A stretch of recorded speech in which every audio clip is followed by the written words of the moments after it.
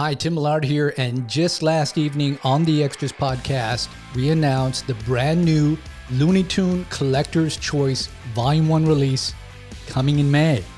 And that'll be released by the Warner Archive on Blu-ray.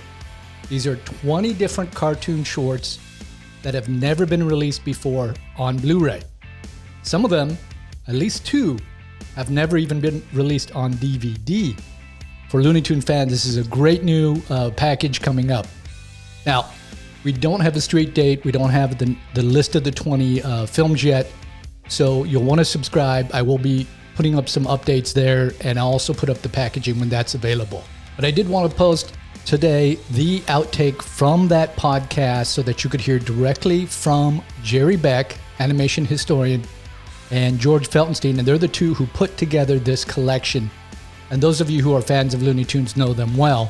They've curated most of the sets for Warner Brothers over the years. So let me play that for you now, and you can hear directly from them. There's no video, it's audio only, but you can at least hear directly from them what they were able to share today about those releases. So here's the audio clip with George Feltenstein of the Warner Archive and animation historian Jerry Beck. Well, it's my delight, and frankly, no one in their right mind could ever even think that we would have this special guest on this podcast. There's just no possible way. But in fact, my dear friend and co-conspirator when it comes to classic animation, the master, the maestro, the most revered and beloved fan and creator and purveyor and writer about classic animation, Mr. Jerry Beck has joined us for this podcast. Welcome, Jerry. Thank you, George. Thank you, Tim. Great to be here. That's all I can say right now. What are we going to announce, George? We're announcing the 8K release of Johnny Cypher in the Dimension Zero. Be still my heart. I know. I've longed for. This is what there are no 8K players, but that hasn't stopped us. You know, we've spent $30 billion on this restoration. Just kidding, folks. No, we have something that is long anticipated by fans, and I'm delighted to confirm that we will be releasing Warner Archive Blu-ray Looney Tunes Collector's Choice Volume 1, featuring 20 uncut theatrical cartoons from the hallowed halls of Warner Brothers, all restored from their original 35 millimeter successive exposure master negatives, in many cases nitrate. And this is meant to be a potpourri of great classic cartoons featuring a multiplicity of characters. And the great hope is that if this release is successful and people support it, Volume 1 will be succeeded by several more volumes so that we can get more cartoons onto the shelves of the fans that want them on Blu-ray. I think this is the beginning of a new series. A series is part of our lifelong efforts to get all the cartoons out from the vaults in our hands, in the collector's hands. You know, we have been advocates for physical media for a long, long time, and this set is proof positive why you need to collect these on physical media. It's the only way you're going to get them on Blu-ray. The only way you're going to see them the way they should be seen, uncut. We know that the cartoons are now out there in several sources, streaming, but don't give up on the collection because we've got some great, great stuff in ways that you've never seen them before. And I think that what's really terrific about it is that it spans decades. Mm-hmm. It's really 40s and 50s. We don't have anything from the 30s and we don't have anything from the 60s. It's 40s and 50s. So it's really, I would say, mostly golden age cartoons. We've got cartoons on here from Chuck Jones, Friz Freleng, Frank Tashlin, Robert McKimson, and Arthur Davis. Arthur Davis in particular, who's been oft neglected by us even, because he did like a year or two in the late 40s, and then his unit was completely shut down, the unit that was his. And then it became the three, McKimson, Freeling, and Jones. But there's some just fantastic cartooning here. I've been collecting, George, you've been collecting cartoons since our ancient days in 16 millimeter. Or even 8mm silent. These things have never looked this good ever to us. They look like they were when they were originally released. In fact, they might even look better than when they were originally released in most cases. And like you said, I really hope this is the beginning of a series. We went out of our way to keep our ear to the ground, to hear what the fans want, cartoons that we wanted out that we hadn't gotten around to.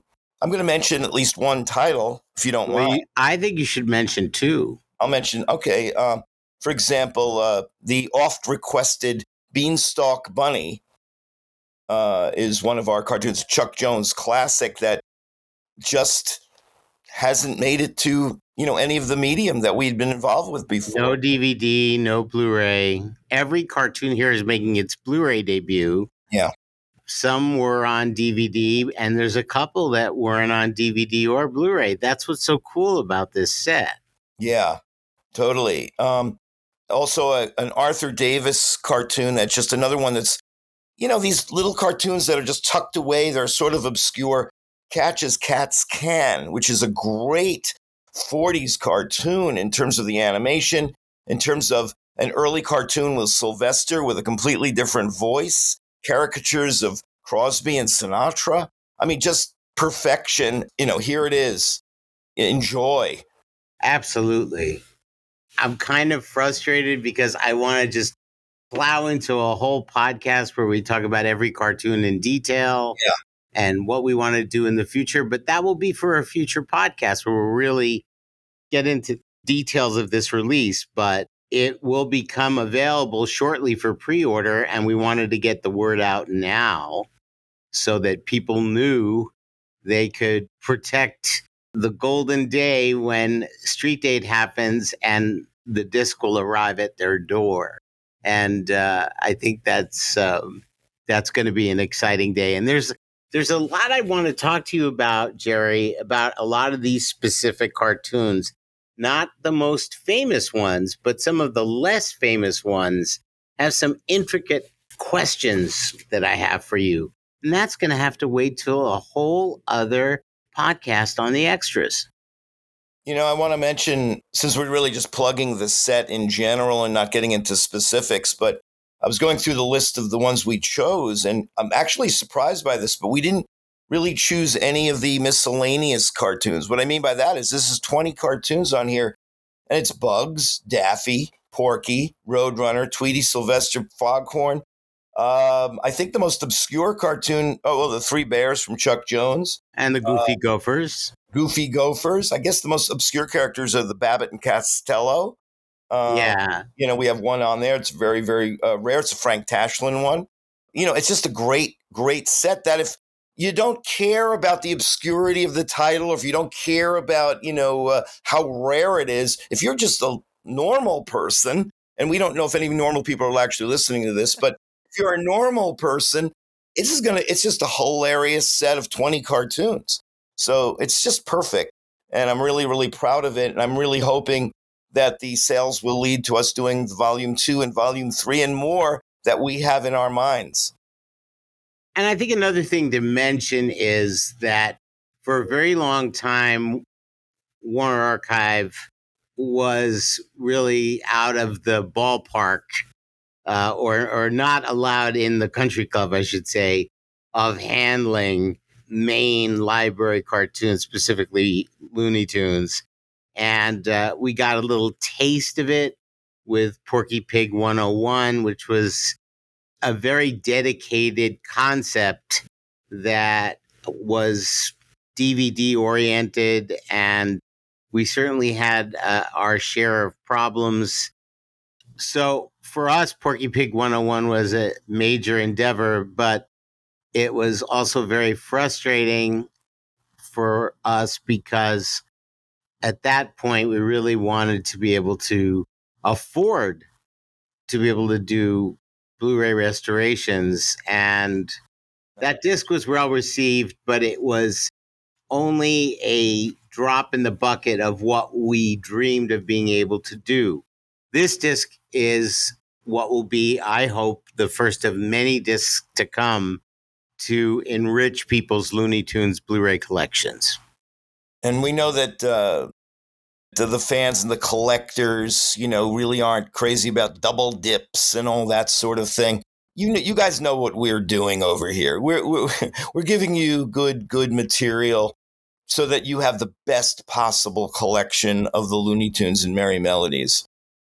So we'll talk about these in great detail and some of the challenges we faced. It's a very interesting story because when you've got 20 cartoons, that's 20 separate films. I mean, they're short films, but they are films. They're not episodes. They weren't made for television. They're theatrical shorts. I was so happy when I saw the menu for this, and it was addressing them as shorts, not episodes. That's the dead giveaway of people who don't respect theatrical cartoons. So 20 shorts, lovingly restored from the original 35 millimeter successive exposure masters. That's basically $1 and a few pennies per cartoon if you pay suggested retail price, which I hope you will, because the more people support this and don't wait for a sale and just buy it when it comes out, the more we can go to management and say, look how popular this is. You've got to let us do more. And I'm certainly hoping that will be the case.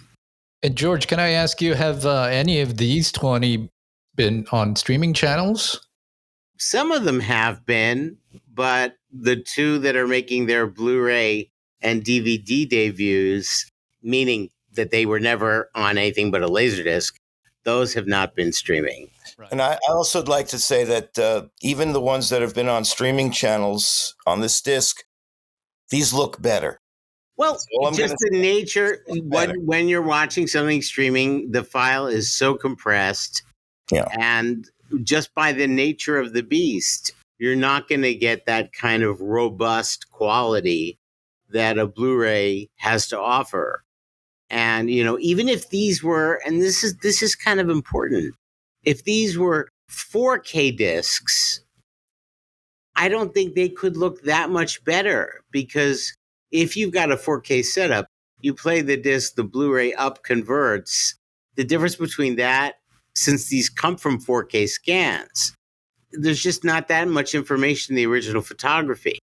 And it will only make the dust that we have carefully, meticulously left alone, and you'll see plenty of it. It would only exacerbate that anyway. But they look great, and we think you're going to enjoy them, and we're delighted to be able to announce them here. Well, thanks, Jerry, for coming on. I mean, this has been long awaited. I mean, people have been asking, when are we going to get some more Looney Tunes? And so I'm excited. I'm sure the fans are as well. Yeah, no one should ever doubt that George and I, want to get more and more and more of that library out to you. And we want to, support physical media.